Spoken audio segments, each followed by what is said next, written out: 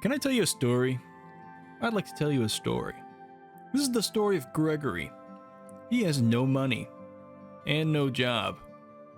I mean, there's this, but Gregory does have one thing, and that's principles. Well, he has two things. He has a criminal record, but who doesn't? His mission in life is to build this town.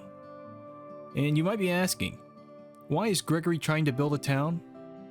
And he'll sit you down and calmly explain that he's actually rebuilding the town, putting everything back before anybody notices it was gone. And after investing in his summer home, he needed some money fast. Let's just say he got the money, but he had to turn back to his old life in order to obtain the funds. It was a moment of weakness, and he's here to prove himself to you today, to earn his forgiveness. Though I kind of wish he robbed a bigger bank while he was at it, but whatever. The bank will understand. Fortunately, Gregory never built a police station, so life goes on. But what's built today? While we were working on the mechanic shop, I listed off a few possibilities, one of which being a lighting store. Purely just to crowd it full of lights. I think it's a fun look. I like the chaos. However, this game doesn't expect you to do that. More on that later. For today's build, I started with a reference photo, but I quickly lost interest in trying to adapt whatever building that was. Rather, we're going to embrace the ideas that come to us. And along with that, I'm kneecapping myself early by extending the main wall behind the pillar. It made everything so much harder, especially the interior and the roof. I do like that it makes the front facade slightly bigger than the other section, but this is more of an optional detail. I quite like the pillars though. I wanted to be careful to separate these from the ones on the bank, which I'd say mission accomplished. I'm also going to use these new Gothic arch windows. I think we can make them fit in here. And while we're at it, some people have asked for building tips. And the biggest one I can offer that is guaranteed to completely transform your builds is to use dimensionality. You don't want a flat wall. You want different layers of things. This building is a good example, but I apply this everywhere. In my Minecraft world, the walls are 5 to 7 blocks thick everywhere, and that's including all the fancy extra details. In this game, we get to refine the layers. Some get to be thicker than others, some will be thinner than others. So playing around with how these elements interact and what elements go in what layer will tremendously help in making things more visually interesting.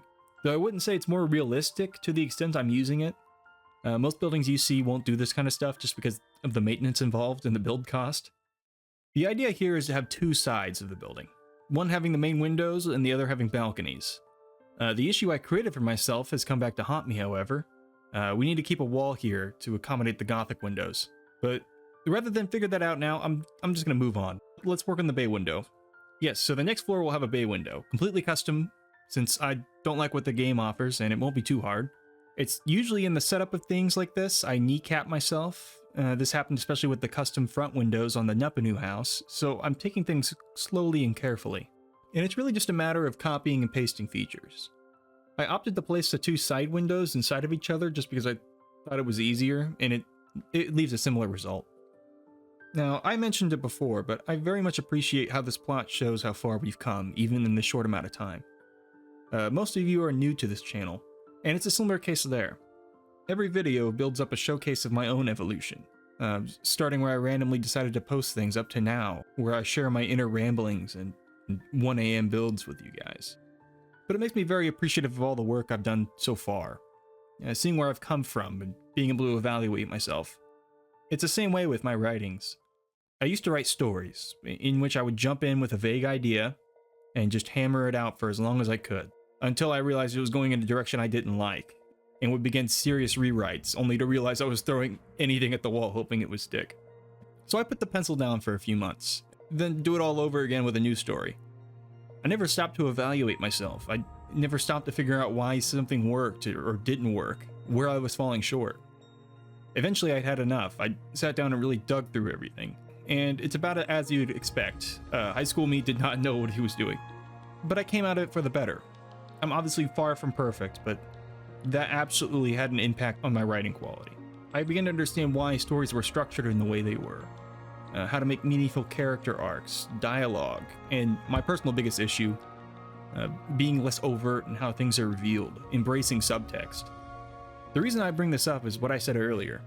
While there are videos on this platform that show you some neat tricks, a lot of which I didn't even realize were possible, the best way to improve yourself is to go out and practice. That's the fastest way you can get acquainted with the canvas. And rather than move on to the next project, work to understand the elements you used, their limitations and their exploits. A building can be read just as well as a book can be admired.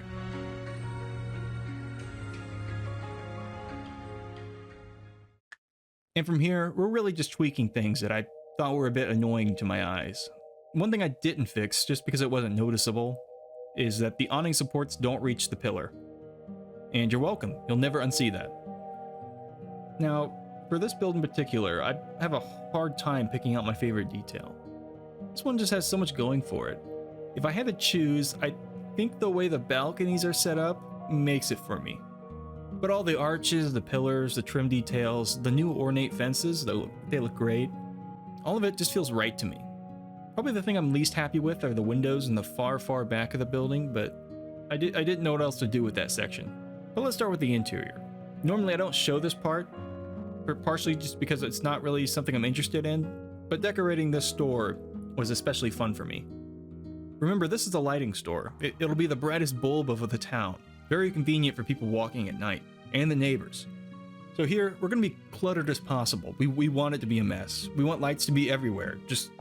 So let's just do that. I have no approach here. I'm just going into the catalog and placing anything that I see. No real regard for aesthetics. And very quickly, you'll see the issue. I didn't know lights in this game worked this way. I assumed they'd cap off at a certain point. Naive of me, I know. But no, you too can create the rapture in your very own home. And they say a glowing complexion is healthy, so surely standing in a room like this is perfectly fine. Is anybody gonna warn Gregory? To stop myself from getting sick, I went back and removed a couple of the lights and turned most of them off. Kind of disappointing, really defeating the purpose of the shop, but oh well. For now, I very much appreciate you guys joining me on Gregory's continued journey and my own journey, in a way. I think next time we'll be able to get multiple buildings done. I'm gonna make this street a dead end so we can surround it with smaller builds, and we don't have to have the street go off to nothing. But we'll get there when we get there. We made good progress today, and I can be more than happy with that. Now, I'm sure the question on all your minds is, how did this help Gregory prove himself? What has he done to earn forgiveness? I don't know.